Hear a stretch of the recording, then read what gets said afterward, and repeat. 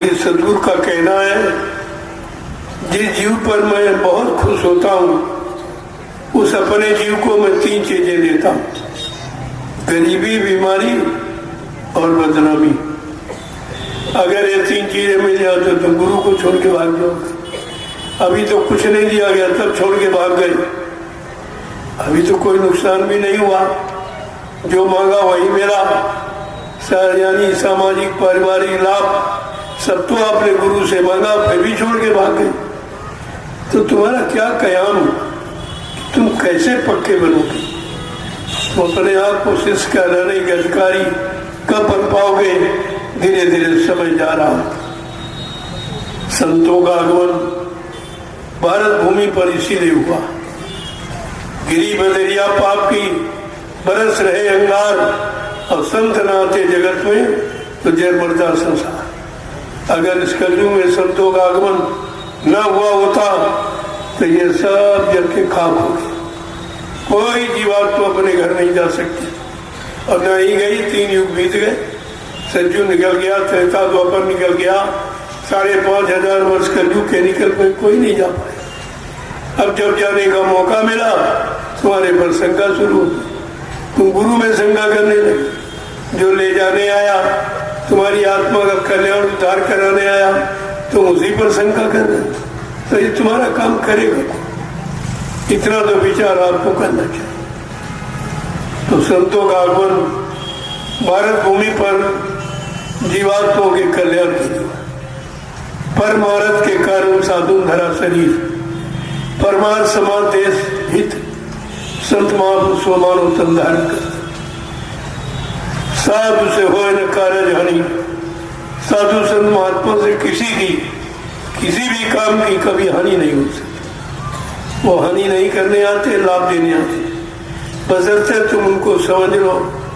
समझ नहीं पा रहे हो, पहचान नहीं पा रहे हो, वचनों की जानकारी अपने अंदर नहीं बैठा पा रहे हो, तभी तो आपने शंका किया। महापुरुषों ने क्या कहा कि तुम्हारी शंका का समाधान करने के लिए संतों का आगमन। दया कर संत और सतगुरु धरा पर जब आते हैं। दया कर संत और सतगुरु धरा पर जब आते हैं। फंसे भव जाल में जीवों को निज बल से उठाते हैं। फंसे भव जाल में जीवों को निज बल से उठाते हैं। दया कर संत और सतगुरु धरा पर जब आते हैं। दया कर संत और सतगुरु धरा पर जब आते हैं। फंसे भव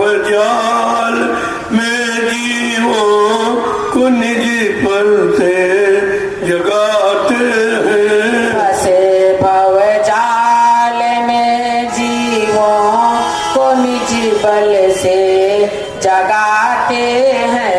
ये सुना सत्संग की महिमा, पता घर का बताते हैं। सुना सत्संग की महिमा, पता घर का बताते हैं। मैं देते नाम की युक्ति प्रभु के पास जाने की। देते नाम की युक्ति प्रभु के पास जाने की। ये प्याला नाम के रस का जिसे छक छको पिलाते हैं। प्याला नाम के रस का जिसे छक छक पिलाते हैं। युगों की भूल भटकी आत्मा रोती बिलखती है। युगों से भूल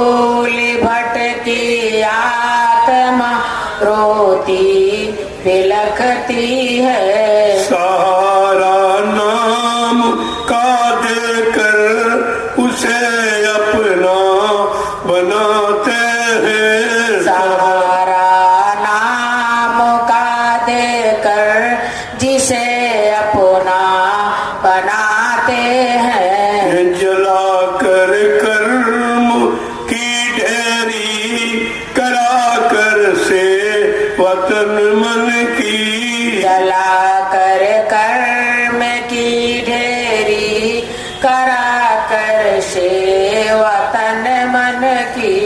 ये कर्मों की रिहाई का जिसे जरिया बताते हैं। ये कर्मों की रिहाई का जिसे जरिया बताते हैं। दया कर संत और सतगुरु धरा पर जब जवाते हैं। दया कर संत और सतगुरु धरा पर जब जब आते हैं। फंसे भवजाल में जीवों को निज बल से जगाते हैं। फंसे भवजाल में जीवों को निज बल से जगाते हैं। जय गुरुदेव नाम प्रभु का।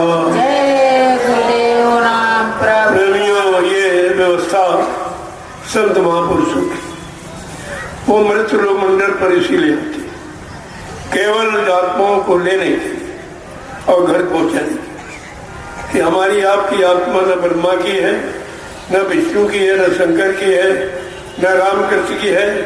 हमारी आपकी जीवात्मा सत्पुरुष सत्पुरुष के भेजे संत कि जाओ, जीवात्माएं फंस गई हैं, बहक गई हैं, काल ने कर्मों के जाल में फंसा लिया है।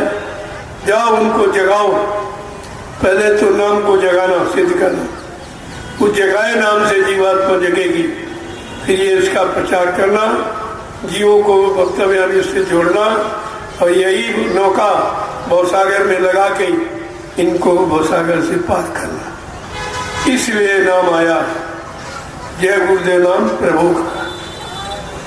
ये क्यों कहा गया जय गुरुदेव नाम? तो सभी लोग लेते, क्योंकि भारत देश में गुरु करने की प्रथा है, और सभी अपने अपने गुरु को गुरु कहते हैं, गुरु जी कहते हैं, गुरुवर कहते हैं, गुरुदेव कहते हैं, जय गुरुदेव कहते हैं। लेकिन ये कैसे सिद्ध हो कि कलयुग में कौन सा गुरु आया, क्या काम